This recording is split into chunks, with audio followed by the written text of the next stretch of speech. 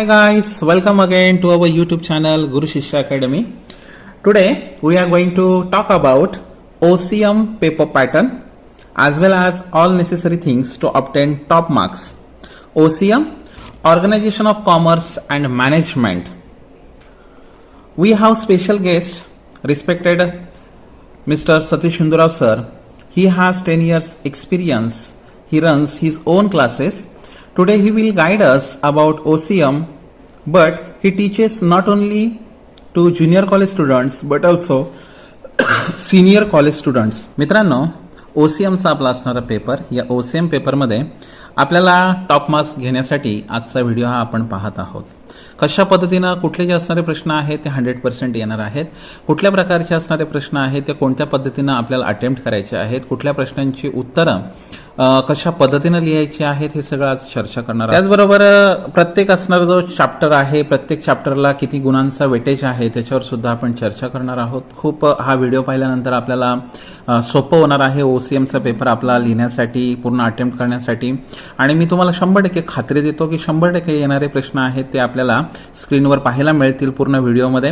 म्हणून आपल्याला सगळ्यांना रिक्वेस्ट आहे की कुठेही जाऊ नका. हा जो असणारा व्हिडिओ आहे हा सुरुवातीपासून शेवटपर्यंत पहा, स्टार्ट टू एंड पहा. आणि आपल्या चॅनलला पुढचे सगळे जे होणारे पेपर्स आहेत त्या पेपरचे सगळे, सायन्सचे असतील, कॉमर्सचे असतील, आर्ट्सचे असतील, सगळ्या असणाऱ्या पेपर्ससाठी आपल्याला सगळ्या विषयांचा असणारा जो गायडन्स आहे तो आपल्या या यूट्यूब चॅनलद्वारे मिळणार आहे. आणि म्हणून आपली जे असणारं गुरु शिष्य चॅनल आहे याला सबस्क्राईब करा, बेल आयकॉनला प्रेस करा. Then you will be updated about all the further notifications. पुन्हा एकदा चॅनलला खूप चांगल्या प्रकारे तुम्ही काही तुमच्या कमेंट्स असतील तुमच्या स्वतःच्या त्या टाका आणि वीडियो ला लाइक करा. आज के जो OCM पेपर का जो गाइडेंस होने वाला है इसकी एक खासियत है, ये तीनों लैंग्वेज में रहने वाला है, Hindi, Marathi as well as in English. आपण पुढे जाऊया. So let's welcome mister Satish Shindurao sir. I request him to guide us our all students. Thank you. Thank you, Bhande sir. Student, first of all, we are going to discuss unit-wise distributions of marks. Students, we have total 8 topics for 80 marks of the subject of Organization of Commerce and Management. So, name of the first topic is the Principles of Management. And the net weightage of this topic is a 7 marks and gross weightage of this topic is a 12 marks. It means we have to ask only 7 marks for topic number 1. आता या टॉपिकचं जर का आपण विशेष बघितलं तर बघा, या टॉपिकमध्ये सगळ्यात महत्त्वाचे 2 प्रश्न आहेत. त्याच्यामध्ये पहिला जो आहे तो principles, management principles of Henri Fayol and the management principles of F.W. Taylor.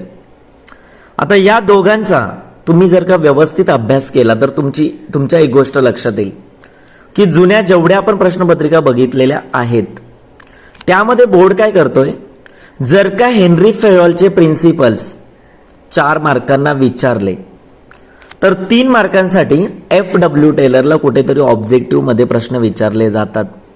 आणि जर का F.W. टेलरचे सायंटिफिक मॅनेजमेंट प्रिन्सिपल जर का 4 मार्काला विचारले तर हेनरी फेयॉलला कुठेतरी ते 3 मार्कांसाठी विचारतात. म्हणजे तुमच्या एक गोष्ट लक्षात येते की पहिल्या टॉपिकमध्ये सगळ्यात जास्त फोकस केलेला आहे तो F.W. टेलर आणि दुसरा म्हणजे हेनरी फेयॉल. तर या दोघांचे प्रिन्सिपल्स तुम्ही व्यवस्थित अभ्यासा, म्हणजे पहिल्या टॉपिकचे जे 7 मार्क्स आहेत ते. Students, name of the second topic is functions of management. And the net weightage of this topic is a 12 marks and gross weightage of this topic is a 15 marks. तो इससे एक बात हमें क्लियर होती है, वो ये है कि अगर इस टॉपिक को 12 मार्क्स का वेटेज रखा है तो जो लॉन्ग आंसर है क्वेश्चन नंबर 8, जिसके बारे में हम बाद में डिस्कस करने वाले हैं कि कौन से क्वेश्चन में किस टॉपिक के ऊपर क्वेश्चंस हमें पूछे जाएंगे. तो देखो, ये जो functions of management, the topic name is a functions of management. There are total 5 functions of management: planning, organising, staffing, coordinating, controlling. ये जो फंक्शंस है, इन फंक्शंस के ऊपर किसी भी एक फंक्शंस की इंपॉर्टेंस हमें 8 मार्क्स के लिए बोर्ड हर साल पूछता है। तो 8 मार्क्स का जो टॉपिक क्वेश्चन है वो डेफिनेटली बनने वाला है इस टॉपिक के ऊपर, जो क्वेश्चन नंबर 8 में हमें पूछने वाले। तो देखो, प्लानिंग है, स्टाफिंग है, कोऑर्डिनेशन है, ऑर्गेनाइजिंग है, कंट्रोलिंग है, और एक इंपॉर्टेंट रह गया वो है रिक्रूटमेंट। तो ये जो 5 फंक्शंस है, उस 5 फंक्शंस में से किसी एक फंक्शंस के ऊपर हमें 8 मार्क्स के लिए क्वेश्चन डेफिनेटली आने वाला है। तो आपको क्या करना है, ये जो 5 फंक्शंस है उसमें से पूरे 5 फंक्शंस के इंपॉर्टेंट को पढ़ना है। तो यहां पे एक ट्रिक हम यूज कर सकते हैं, जो इंपॉर्टेंस है, नंबर ऑफ इंपॉर्टेंस है हर फंक्शंस के पीछे, तो सिलेक्टिव फंक्शंस को पहले चूज करो जो which is applicable for all types of functions like planning, staffing, controlling, so and so. तो उसमें से क्या करो आप, जो हर क्वेश्चन में, हर प्लानिंग, हर फंक्शन में एप्लीकेबल होता है, ऐसे इंपॉर्टेंस को ढूंढो। जैसे कि एक एग्जांपल मैं आपको दे रहा हूं कि rising the corporate image, create goodwill, ये जो इंपॉर्टेंस है वो सब टाइप्स में एप्लीकेबल हो रहे। तो ऐसे आंसर्स को आप चुनो, कम से कम 6 या 7, और उसका एक अलग से क्वेश्चन अभी आप बाइट करो, आपके पास तो टाइम ज्यादा नहीं है, बाइट करो और हर जगह पे उसको क्या करो, एप्लीकेबल करो। अगर ऐसा नहीं करना है तो आप स्पेसिफाइक हर क्वेश्चन के इंपॉर्टेंट को बाइट कर सकते हो, रीड कर सकते हो और उस आंसर में आप लिख सकते हो। लेकिन यहाँ पे एक बात इंपॉर्टेंट ये है कि इस टॉपिक को अगर बोर्ड ने 12 मार्क्स का नेट वेटेज दिया है तो डेफिनेटली इस टॉपिक के ऊपर एक क्वेश्चन नंबर 8 में आने ही वाला है। तो इसकी तैयारी आपको करनी है।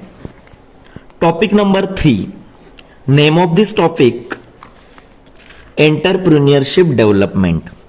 The total gross weightage of this topic is 5 marks and net weightage of this topic is 5 marks. It means there is no option for you and you have to attempt all questions of this topic. On these topics, questions will be asked objectives types and short answers types. So prepare all the objectives and short types of answers on this topic. In this chapter, 2 topics are most important. First one is functions of entrepreneur and second one is good qualities of entrepreneur. So prepare yourself. Fourth topic, the name of this topic is a business services and the gross weightage of this topic is a 27 marks and the net weightage of this topic is a 20 marks. देखो student, यहाँ पे एक बात clear हो रही है कि अगर नेट वेटेज 20 मार्क्स का है, अगर we have to overlooking unit wise distribution of marks, तो ये बात हमें समझ में आती है कि अगर 20 मार्क्स का वेटेज एक टॉपिक को है तो डेफिनेटली 100%, मैं तो बोलूंगा कि 101% इस टॉपिक के ऊपर ही क्वेश्चन नंबर 8 जो लॉन्ग आंसर है 8 मार्क्स के लिए वो बनने वाला है। There are total 4 services are more essential for establishing and running of the business. First is a finance, that is banking, insurance, transport, communication and warehouse. तो इसमें देखो, अगर लास्ट ईयर के हम क्वेश्चन पेपर देखेंगे तो एक क्वेश्चन पूछा था कि explain the different types of commercial bank. तो मुझे तो लग रहा है कि ये जो 2023 में जो कि बोर्ड की एग्जाम होने वाली है, तो ज्यादा चांसेस जो है वो इंश्योरेंस के ऊपर होगी। Explain the principles of insurance. तो देखो, बैंक को भी हमें 8 मार्क्स के लिए प्रिपेयर करना है और इंश्योरेंस को भी 8 मार्क्स के लिए प्रिपेयर करना है। तो दोनों को प्रॉपरली प्रिपेयर करो 8 मार्क्स के लिए। कमर्शियल बैंक्स के फंक्शंस जिसमें प्राइमरी फंक्शंस है और सेकेंडरी में यूटिलिटी फंक्शंस और एजेंसी फंक्शंस है, इस फंक्शंस को प्रॉपरली करो। देखो, अगर 8 मार्क्स के लिए नहीं पूछा तो किधर भी तो 4 मार्क्स के लिए डेफिनेटली बैंक के ऊपर तो क्वेश्चन होगा ही होगा। अभी मैं बात करूंगा इंश्योरेंस के ऊपर। अगर लास्ट टाइम इंश्योरेंस के ऊपर क्वेश्चन नहीं पूछा 8 मार्क्स के लिए, तो इस टाइम पे तो ज्यादा चांसेस रहती है कि इंश्योरेंस के प्रिंसिपल हो गए, otherwise life insurance, fire insurance और मरीन इंश्योरेंस, इनके टाइप्स पूछ सकते हैं 8 मार्क्स के लिए। तो इस टॉपिक में ज्यादा फोकस करो बैंक के ऊपर और इंश्योरेंस के ऊपर। यह बात क्लियर होगी। अभी देखो डिस्टिंक्शन बिटवीन क्वेश्चन नंबर 4 जो है, जहां पे हमें 4 क्वेश्चंस पूछे जाते हैं, उसमें से 3 को लिखना है। तो यहां पे देखो एक सर्विस जो है जिसमें कि ट्रांसपोर्ट है, तो there are 4 types of mode of transport, road transport, rail transport, water transport and air transport. तो डेफिनेटली यहां पे डिस्टिंक्शन बिटवीन के लिए क्वेश्चन आते हैं, जैसे distinguish between road and rail, water and air. तो इसको भी प्रिपेयर करो, 4 मार्क्स का क्वेश्चन इसके ऊपर डेफिनेटली आ सकता है। अभी बात हो रही है वेयर हाउस के ऊपर, तो वेयर हाउस के ऊपर डेफिनेटली क्वेश्चन आता है कि explain the functions of warehouse and explain the types of warehouse. दोनों में से एक क्वेश्चन को पूछते ही पूछते हैं बोर्ड। अगर आप प्रीवियस क्वेश्चन पेपर्स को चेक करोगे तो फंक्शंस ऑफ वेयर हाउस या टाइप्स ऑफ वेयर हाउसेस, तो इसको भी आपको प्रिपेयर करना है, जिसके ऊपर आपको ओसीएम के पेपर में आंसर लिखना है। अभी बात रही कम्युनिकेशन की, तो कम्युनिकेशन को भी प्रिपेयर करो, जिसको आपको ऑब्जेक्टिव में पूछा जाएगा। तो ऑल ओवर अगर हम बात करेंगे तो बिजनेस सर्विसेज में जो 4 टाइप्स की सर्विसेज है, बैंकिंग है, इंश्योरेंस है, सॉरी 5 टाइप्स की बैंकिंग है, इंश्योरेंस है, वेयर हाउस है, कम्युनिकेशन है और ट्रांसपोर्ट है। तो 5 सर्विसेज को प्रॉपरली प्रिपेयर करो, जिसके ऊपर 27 मार्क्स ग्रॉस वेटेज जो है 27 मार्क्स और नेट वेटेज है 20 मार्क्स। तो 20 मार्क्स के लिए आपको इस टॉपिक को प्रिपेयर करना है और इसके आंसर्स लिखने हैं। तो यहां पे एक बात आपको ज्यादा ध्यान में रखनी है कि बिजनेस सर्विसेज को अगर 20 मार्क्स का वेटेज है, तो 20 मार्क्स हमें इस टॉपिक से पाने हैं, इसलिए इस टॉपिक को हमें ज्यादा मन लगा के prepare. Next topic, name of this topic emerging mode of business. The gross weightage of this topic is 10 marks and net weightage of this topic is 7 marks. There are 2 most important questions will be asked on this topic. First one is explain the advantages and disadvantages of e-business and explain the advantages and disadvantages of outsourcing. तो देखो यहां पे एक बात clear है, अगर हम previous question papers को ओवरलुकिंग करेंगे तो बोर्ड क्या करता है, अगर ई बिजनेस को उन्होंने 4 मार्क्स के लिए रखा, एडवांटेजेस और डिसएडवांटेजेस ऑफ ई बिजनेस, दोनों में से एक पूछ सकते हो। एक तो ई बिजनेस के एडवांटेजेस पूछेंगे या ई बिजनेस के डिसएडवांटेजेस पूछेंगे, अदरवाइज आउटसोर्सिंग के एडवांटेजेस पूछेंगे या आउटसोर्सिंग के डिसएडवांटेजेस पूछेंगे। और यहां पे और एक चांसेस होती है डिस्टिंक्शन बिटवीन के लिए, कि जहां पे classical business and E business, that is traditional business and E business, इसके ऊपर वो डिस्टिंक्शन बिटवीन का क्वेश्चन डेफिनेटली पूछते हैं। तर बघा इथे एक गोष्ट क्लिअर आहे की या टॉपिक वरती लॉंग आन्सर विचारणारच नाहीत, because lack of net weightage of the topic. There is only 7 marks net weightage of this topic, so that there is a no chances to long answer. तर इथे chances आहे ती short answer, distinction between आणि objective साठी। मग मी तुम्हाला clear सांगितलं की जास्त या टॉपिक मध्ये तुम्ही इम्पॉर्टन्स कशाला देणार, तर सगळ्यात पहिल्यांदा इम्पॉर्टन्स या प्रश्नाला द्या की advantages and disadvantages of e business, बरोबर। दुसरं वेटेज तुम्ही देऊ शकता advantages and disadvantages of outsourcing. 2 प्रश्न व्यवस्थित करून ठेवा, की कारण की हे दोन्ही प्रश्न एकामेकाला पॅरलल आहेत। जर का बोर्डाने ई बिझनेस वरती प्रश्न विचारला तर ते आउटसोर्सिंगला ऑब्जेक्टिव्ह मध्ये ठेवतात, किंवा टर्म्समध्ये ठेवतात, कॉन्सेप्टमध्ये ठेवतात. आणि जर का आउटसोर्सिंगचे ऍडव्हान्टेजेस डिसएडव्हान्टेजेस विचारले तर ई बिझनेसला ते कॉन्सेप्टमध्ये ठेवतात किंवा ऑब्जेक्टिव्हमध्ये ठेवतात. आणि अजून एक महत्वाची चान्सेस ती म्हणजे डिस्टिंक्शन बिटवीनची. ट्रेडिशनल बिझनेस आणि ई बिझनेस दोघांचा तुम्ही अभ्यास करणं गरजेचं आहे, कारण 4 मार्कांना आपल्याला डिस्टिंक्शन बिटवीन या टॉपिकवरती आणि या प्रश्नावरती 100% विचारण्याची चान्सेस राहते. तर मग तुम्ही या धड्याचा अभ्यास करताना सगळ्यात महत्वाचं वेटेज या 2 प्रश्नांना द्या, ते म्हणजे ई बिझनेसचे ऍडव्हान्टेजेस डिसएडव्हान्टेजेस आणि आउटसोर्सिंग. ऑटोमॅटिकली तुम्हाला 7. Next topic, name of the topic is social responsibility of business organisation.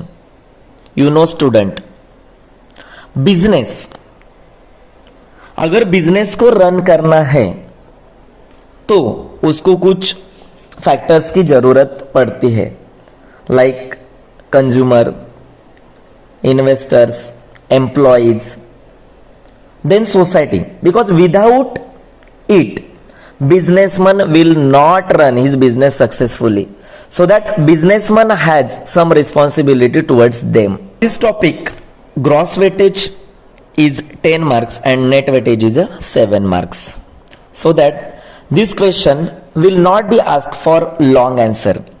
It means this question will be asked for short answer, means only for 4 marks.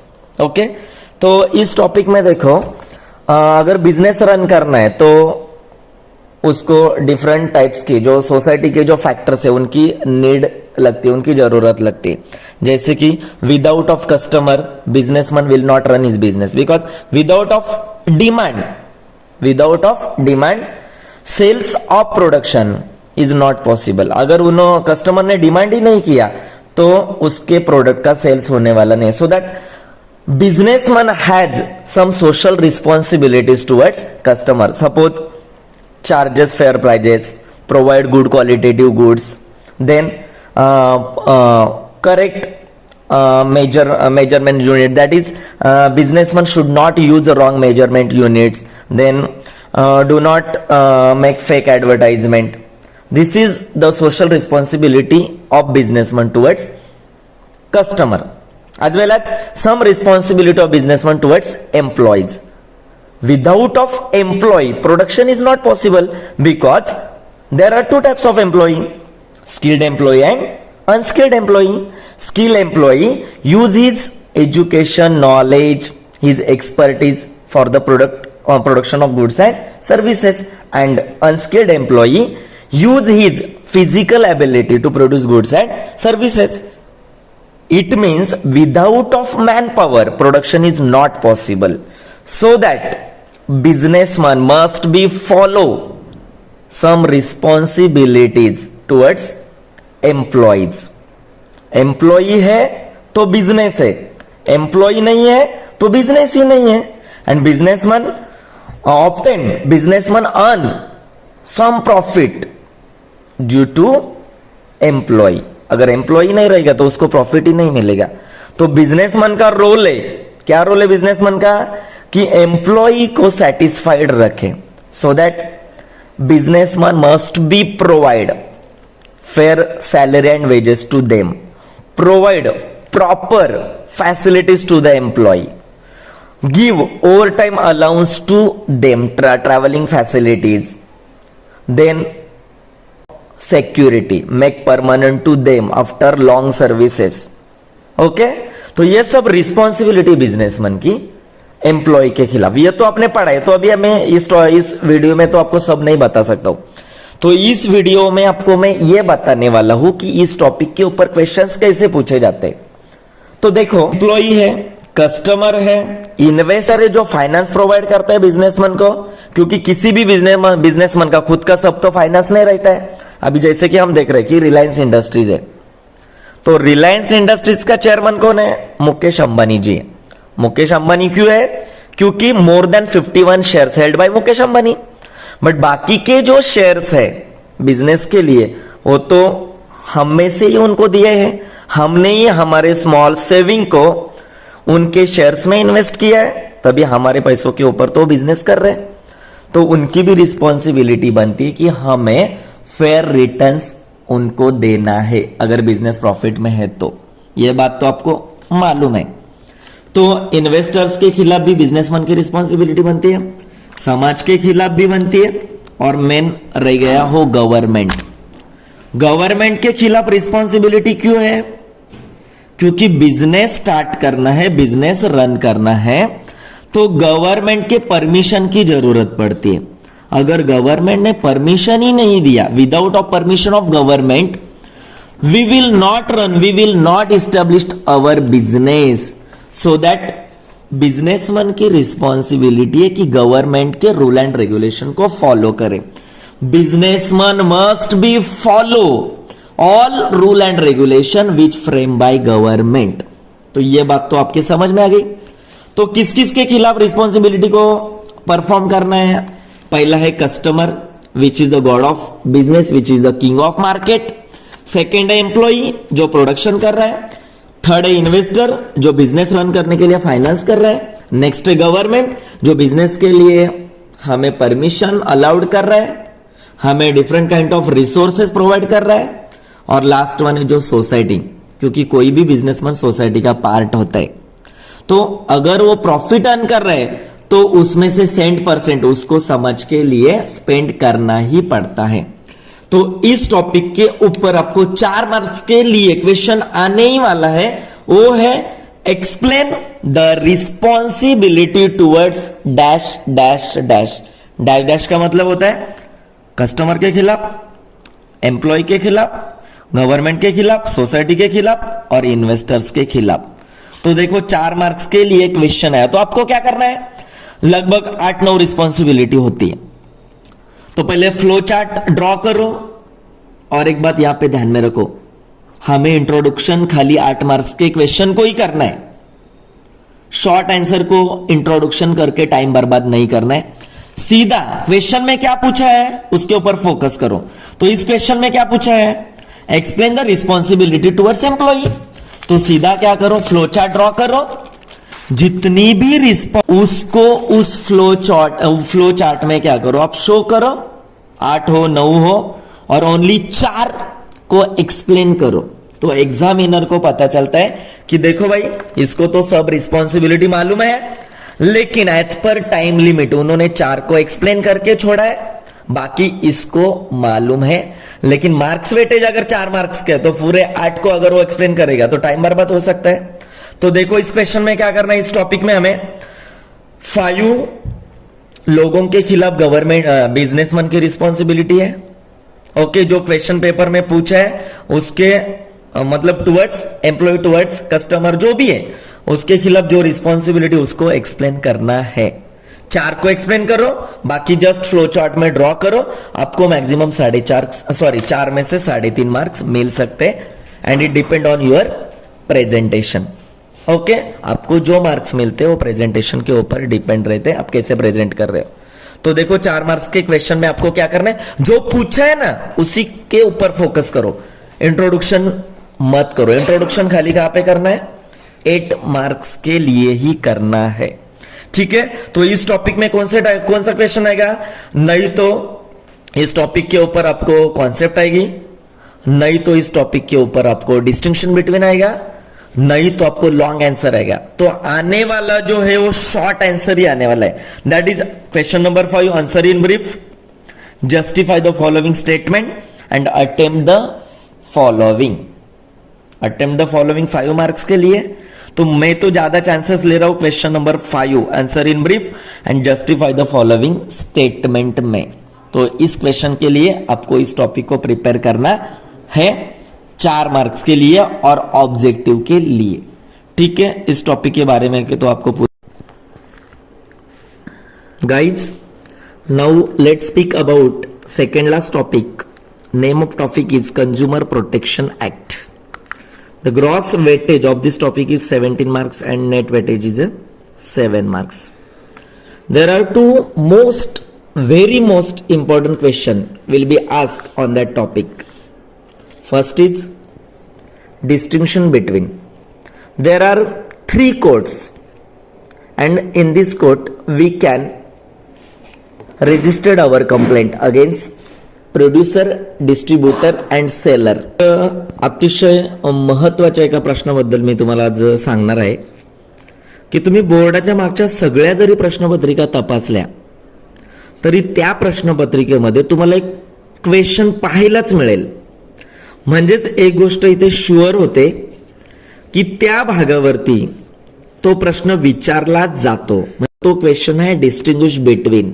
मी स्टार्टिंगलाच सांगितलं की जेव्हा एखाद्या product बाबत किंवा एखाद्या services बाबत आपल्याबरोबर चिटिंग होते, मग अशा वेळेला आपण कंझ्युमर कोर्टमध्ये आपली कंप्लेंट रजिस्टर्ड करतो. मग आपला लॉस किती झालेला आहे, आपली लॉस अमाऊंट किती आहे, याच्यावरती आपण कोणत्या कोर्टात आपली कंप्लेंट रजिस्टर्ड करायची हे ठरतंय. बरं, आता मी तुम्हाला थोडक्यातच माहिती देतो की या प्रश्नामध्ये 3 कोर्ट आहेत. त्याच्यामध्ये एक आहे डिस्ट्रिक्ट फोरम, दुसरा आहे स्टेट कमिशन आणि तिसरा आहे नॅशनल कमिशन. बरं, कोणत्या कोर्टामध्ये आपली कंप्लेंट नोंदवायची, हे आपला लॉस किती झालेला आहे यावरती डिपेंड राहत आहे. आपलं लोकेशन कोणतं आहे याच्यावरती ते डिपेंड राहत आहे. तर मग तुम्हाला एक गोष्ट इथे क्लिअर करतो मी की डिस्टिंक्शन बिटवीन साठी डिस्ट्रिक्ट फोरम, स्टेट कमिशन आणि नॅशनल कमिशन या 3 कोर्ट पैकी कोणत्याही 2 कोर्टवरती फरक स्पष्ट करा. हा प्रश्न, अशी एकही प्रश्नपत्रिका तुम्ही मला दाखवा की ज्यामध्ये या भागावरती प्रश्न विचारलेला नाहीये. अशी एकही प्रश्नपत्रिका तुम्हाला मिळणार नाही. मग ती फेब्रुवारी मधली असू दे किंवा ऑक्टोबर मधली असू दे. दरवर्षीच या टॉपिक वरती डिस्टिंक्शन बिटवीन साठी हा प्रश्न विचारला जातो. म्हणजे तुम्ही 100% त्याचं प्रिपरेशन करायलाच पाहिजे. 4 मार्कांचा प्रश्न आहे. Explain distinguish between state commission, national commission. Students, we know consumer is a god, consumer is a king of market, but in practically organized producers and organized sellers always try to cheating with consumer because consumer are not organized. They are spread everywhere. They are not come together to fight with producers, so that government has provided different types of rights to the consumer. For example, right to safety, right to inform, right to choose, right to be heard. Rights provide protection to the consumer.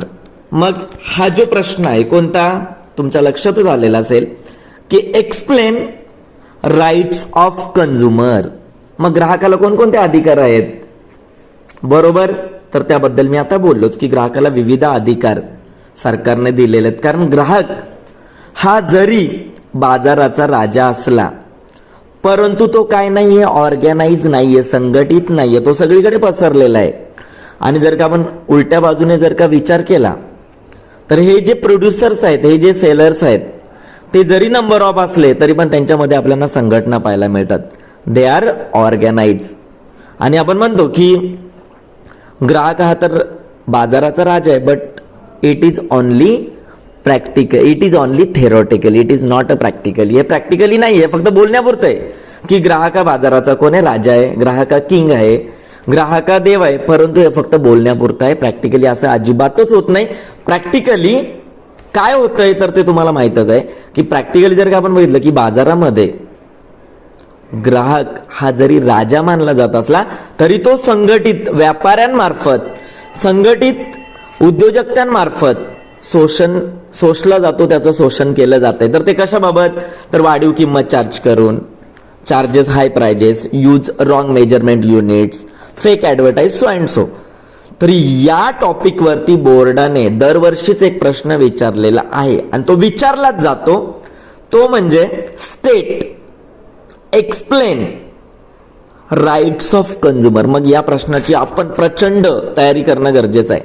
जर या प्रश्न असा सहज विचारला नाही तरी पण justify या प्रश्नामध्ये म्हणजे क्वेश्चन नंबर 5 मध्ये याबाबत काय केलं, सॉरी क्वेश्चन नंबर 6 मध्ये याबाबत प्रश्न विचारलाच जातो. मग आपण त्याची काय करणं गरजेचं आहे, तयारी करणं गरजेचं. तुम्ही जुन्या जरी सगळ्या प्रश्नपत्रिका बघितल्या तरी त्यामध्ये आपल्याला हा प्रश्न पाहायलाच मिळतो. एक तर क्वेश्चन नंबर 5 मध्ये explain any 4 rights of consumer otherwise justify मध्ये आपल्याला याबाबत प्रश्न विचारलाच जातो. मग आपण त्याची तयारी करणं गरजेचं आहे. म्हणजे तुमच्या एक गोष्ट लक्षात आलेलीच असेल की टॉपिक नंबर 7 कंझ्युमर प्रोटेक्शन या टॉपिक मध्ये आपल्याला 2 प्रश्नांची प्रचंड तयारी करायची आहे, की कारण की ते प्रश्न विचारलेच जातात.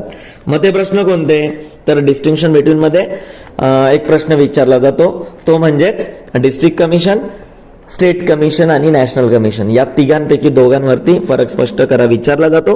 किंवा question number 5 answer the following in brief, त्याच्यामध्ये explain any 4 rights of consumer otherwise justify मध्ये यावरती प्रश्न. Let's speak about last topic name is marketing.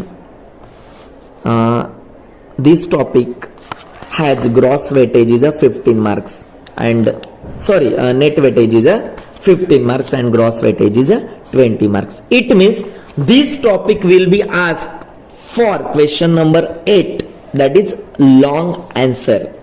Okay, तर आपल्या लक्षात आलेलंच असेल की जर का 15 मार्काचं नेट वेटेज आहे या टॉपिकला, म्हणजेच या टॉपिक वरती आपल्याला 8 गुणांचा प्रश्न विचारला जाणारच आहे. अगर इस टॉपिक को हम देखेंगे, अगर इस टॉपिक को अगर 15 मार्क्स का वेटेज रखा है बोर्ड ने, नेट वेटेज, तो डेफिनेटली इस टॉपिक के ऊपर 8 मार्क्स का क्वेश्चन आता है कि question number 8 attempt the following long answer any one out of 2. तो जो 2 क्वेश्चंस पूछे जाएंगे वो रहेंगे topic number 2 functions of management के ऊपर, या टॉपिक नंबर 4 बिजनेस सर्विसेज के ऊपर, या टॉपिक नंबर 8 मार्केटिंग के ऊपर. तो इन 3 टॉपिक को हमें 8 के लिए प्रिपरेशन करना है. There is 80 marks for OCM paper as per board rule. Question number 1 is a objective question will be asked for 20 marks. There are 10 types of sub questions, objective types of sub questions as per board syllabus, and you will be asked any 4 sub questions out of 10 and you have to attempt all questions compulsory, like select the correct option and rewrite the sentence. Second, match the pairs. Third, give one word, phrase, term. D, state true or false. E, find the odd one. Next, complete the sentence. Next, select the correct option from the bracket. Next, answer the one sentence. Next, correct the underlined word and rewrite the following sentence. And last one, arrange in proper order. That is 10 types of subquestions, and board will be asked any 4 out of 10 and we have to attempt all question compulsory. ये बात यहां पे ध्यान में लेना है. अभी यहां पे देखो, लकी ड्रॉ है, अगर मिलेंगे तो आउट ऑफ 20 मिलेंगे अगर हम हर क्वेश्चन का आंसर सही लिखेंगे. अगर एक भी सेंटेंस गलत हो गया we can loss full 1 marks. If we write correct answer we get full 1 marks. तो करेक्ट लिखा तो 1 मार्क्स फुल मिलेगा और अगर गलत लिखेंगे तो 1 मार्क्स चला जाएगा. तो देखो स्टूडेंट्स, थोड़ा सा सीरियसली ऑब्जेक्टिव में हमें फुल मार्क्स पाने हैं, तो पूरे 8 टॉपिक्स को हमें डीपली स्टडी करना है ताकि हमारा ये जो क्वेश्चन है, क्वेश्चन नंबर 1 ऑब्जेक्टिव का, उसमें हमारा एक भी मार्क्स लॉस नहीं होना चाहिए. आउट ऑफ मार्क्स हमें मिलने चाहिए, मिलना जरूरी है. तो और यहाँ पे देखो टाइम को कैसे मैनेज करना है. यहाँ पे लिखना कम है, यहाँ पे लिखना कम है, बस 1 वर्ड में हमारा आंसर आ जाता है. तो 15 मिनट्स में, मैक्सिमम 50 मिनट्स में हमें 20 मार्क्स को कवर करना है. और यहां पे जो टाइम बचेगा वो हमें लॉन्ग आंसर के लिए यूज करना है, क्वेश्चन नंबर 8 के लिए, जहां पे हमें लिखना ज्यादा है. ये बात हमें. Let's see question number 2. Explain the following terms and concept for 8 marks. You have to solve any 4 concept. Okay, each concept for marks 2। तो यहाँ पे देखो आपको टोटल 6 क्वेश्चंस दिए हैं, उसमें से कौन से भी 4 आपको सॉल्व करने हैं। हर कॉन्सेप्ट को 2 मार्क्स है। ओके, तो यहाँ पे मार्क्स वेटेज को ध्यान में रखना है, सबसे इंपॉर्टेंट ये बात है। अगर एक कॉन्सेप्ट को 2 मार्क्स का वेटेज है तो यहाँ पे आंसर कितना लिखना चाहिए और क्या लिखना चाहिए, ये सबसे इंपॉर्टेंट रहता है। जनरली स्टूडेंट्स क्या करते हैं, कॉन्सेप्ट बहुत अच्छी आती है उनको एक्सप्लेन करने के लिए, लेकिन मार्क्स वेटेज को ध्यान में नहीं रखते और इतना लिखते हैं कि ज्यादा टाइम उनका उधर ही जाता है। अगर 2 मार्क्स का वेटेज है तो वहां पे उस कॉन्सेप्ट को इंट्रोड्यूस करना जरूरी नहीं है, क्योंकि बोर्ड ने खाली उस कॉन्सेप्ट को एक्सप्लेन करने के लिए बोला है। तो बस क्वेश्चन में क्या पूछा है, फॉर एग्जाम्पल उन्होंने बोला है कि डायरेक्टिंग, तो डायरेक्टिंग की जो कॉन्सेप्ट है, डायरेक्टिंग में हमें क्या एक्सप्लेन करना है, directing is important functions of management and manager must be give direction to the employees to completed the task to do work. तो ये इंपॉर्टेंट है उसमें। तो उसमें मैनेजमेंट का मतलब क्या है यह सब बताने की कोई जरूरत नहीं। डायरेक्टली डायरेक्टिंग का मतलब क्या है, डायरेक्टिंग में मैनेजर को क्या करना पड़ता है, give instructions to the subordinate, give guidance to the subordinates. Okay, ये सब काम है मैनेजर का, बस वही करना है। तो बस हमें भी डायरेक्टिंग में इतना ही लिखना है, उससे रिलेटेड ज्यादा इंफॉर्मेशन एक्सप्लेन करने की जरूरी। एका कॉन्सेप्टचं उत्तर मी तर म्हणेल की जास्तीत जास्त 4 ते 5 ओळीमध्ये लिहिलं, एक एक्झाम्पल दिलं, इनफ, याच्यापेक्षा जास्त काही लिहू नका। तुम्हाला 8 पैकी 8 मार्क्स सहज मिळून जातील। ठीक आहे, let's see question number 3। Study the following case situation and express your opinion. Okay, any 2 out of 3 each case study ask for 3 marks, 3 plus 3 is equal to 6। तर इथे बघा 6 मार्कांसाठी 2 केस स्टडी आपल्याला सॉल्व करायचे आहेत। आता केस स्टडी म्हणजेच काय, तर एखादी सिच्युएशन तुम्हाला प्रश्नपत्रिकेमध्ये दिलेली असेल, okay, you must be read it carefully. सबसे पहले हमें यह करना है, उस केस स्टडी को केयरफुली रीड करना है। अभी केस स्टडी 6 मार्क्स के लिए है। इच क्वेश्चन फॉर 1 मार्क, प्रत्येक केस स्टडीला सब क्वेश्चन 3 असणार आहेत आणि एकाला मार्क्स असणार 1, म्हणजे मॅक्झिमम आउट ऑफ मार्क्स कसे मिळतील आणि आउट ऑफ मार्क्स मिळण्याच्या चान्सेस केस स्टडी मध्ये आहेत।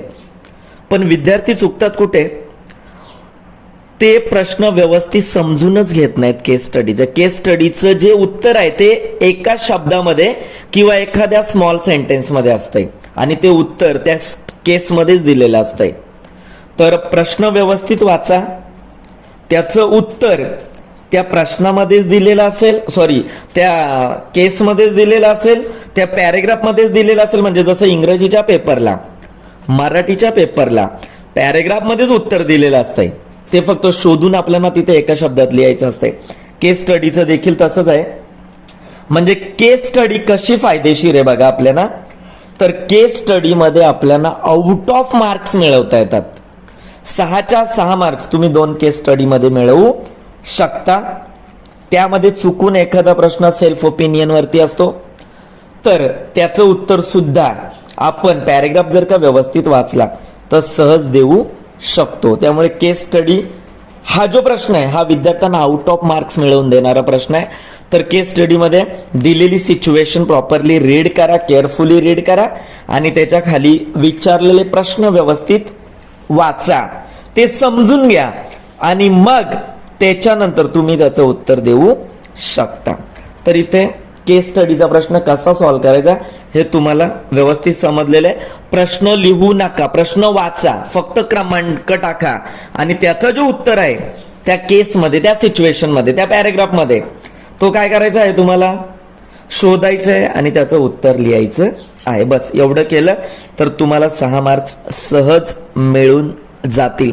तर हे 6 मार्क्स आपल्याला आउट ऑफ पूर्णच्या पूर्ण कसे मिळवता येतील याकडे विद्यार्थ्यांनी व्यवस्थित. तो क्वेश्चन नंबर 4 है डिस्टिंग्विश बिटवीन.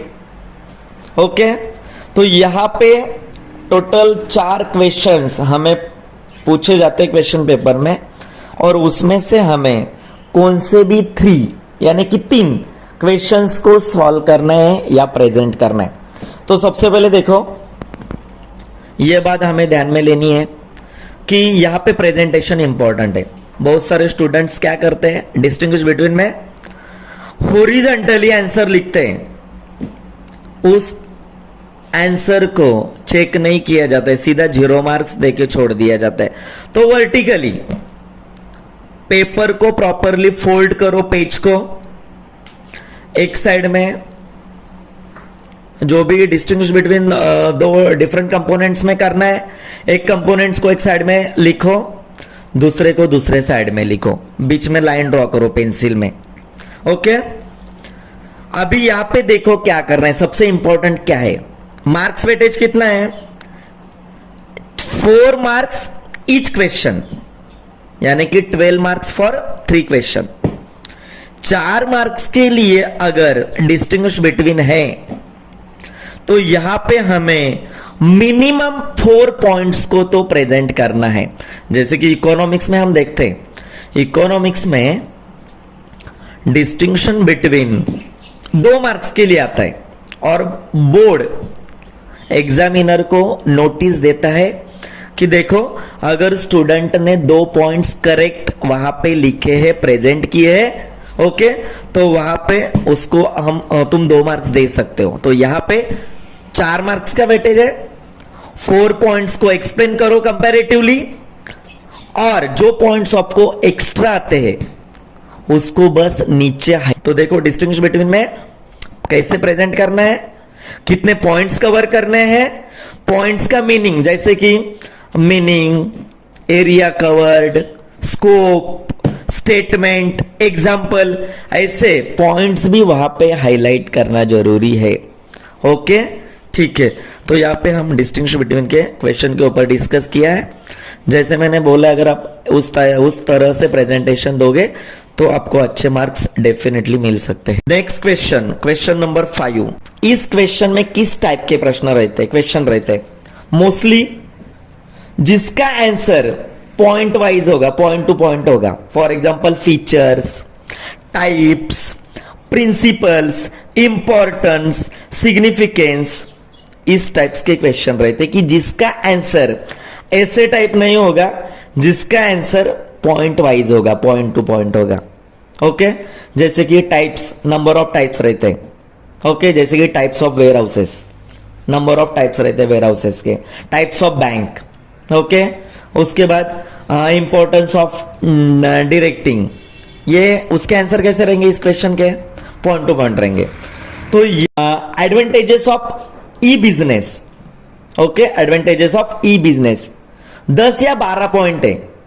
ओके, तो यहां पे हम कम से कम 6 पॉइंट्स को क्या करेंगे, प्रेजेंट करेंगे, लिखेंगे, और बाकी के पॉइंट जस्ट हाईलाइट करेंगे. एडवांटेजेस ऑफ आउटसोर्सिंग, उसके बाद फंक्शंस ऑफ एंटरप्रेन्योर, जो मैंने लास्ट टॉपिक इसमें बोला था, टॉपिक वाइज जब मैं एक्सप्लेनेशन दे रहा था तब. उसके बाद good qualities of entrepreneur, okay, types of life insurance, types of fire insurance.